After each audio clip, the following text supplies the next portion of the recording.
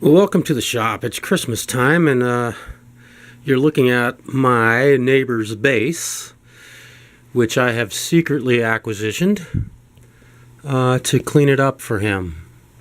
He plays a lot, and obviously you can see all of the DNA on the fretboard. This thing is just an absolute. Look at this. The money spot for him, man. That is nasty. But you can see how totally, absolutely disgusting this bass is.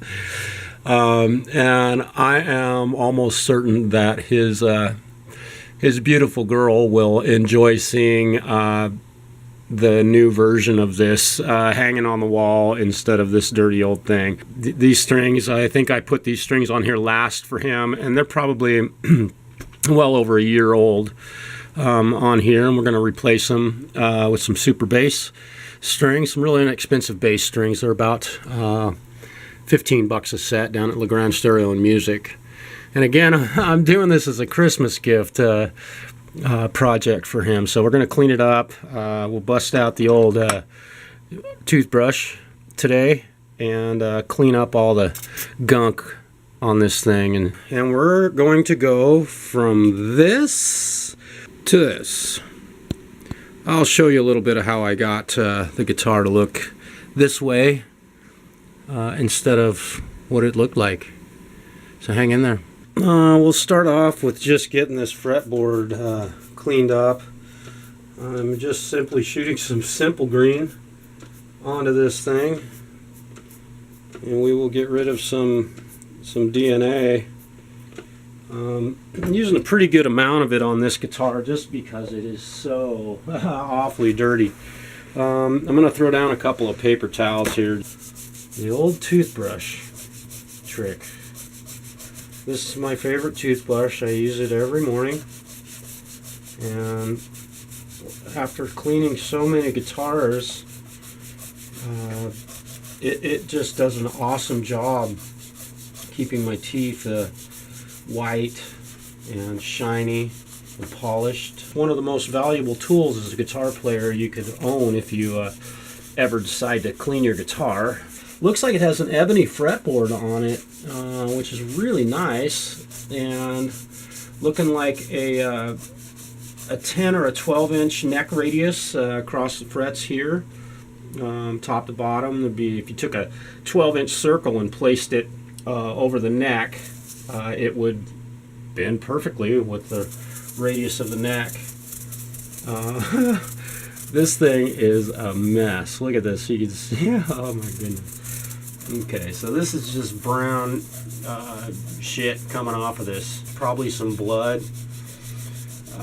This guy is a really remarkable bass player, and the reason for that is that he plays every single day. He's a wonderful neighbor. He's very kind about his playing, and he plays cool music. Works a lot on reggae riffs, and he just really enjoys playing. So it's nice to have a neighbor like that, and it's fun to watch his progress and listen to his progress. Probably hit it with some good old-fashioned Roncinol lighter fluid to kill any of that DNA and get it all nice and clean. Boy, what a mess.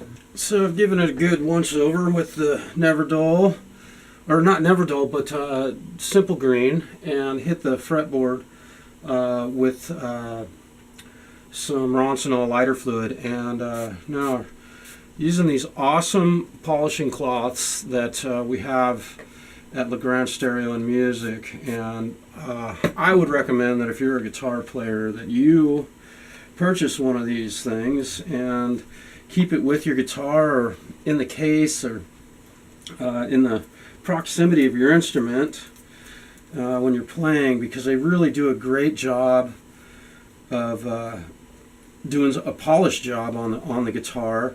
But if you sweat a lot when you play, a lot of that stuff gets, on your strings, and if you have one of these, you can wipe your strings down. And active pickups, you can see the battery slot there. Run a little bit of polish up the neck. It's a painted neck through the body. I mean, this is a really, I think when it was purchased, it was a fairly inexpensive bass, but now that Carvin has closed its doors for business, this thing's probably going to be pretty valuable. It's really unfortunate. They made a lot of really great high quality guitars and amps. Well, before I put strings on it, I'm going to go ahead and give these frets a file, or a polish. They are really messy. I'm going to hit them with some 600 grit first. Kind of rough them up a little bit. Knock all the gunk off of them. And then move up to 1500. And then 2000. I'm going to stay busy doing this. And then we'll oil the fretboard and put strings on it. So I've gotten the frets all polished up, and I need to recant something. This is a piece of rosewood. I thought it was ebony when it was wet, but of course the wood looks black in that case. And time for some trusty old linseed oil. Did I say linseed oil?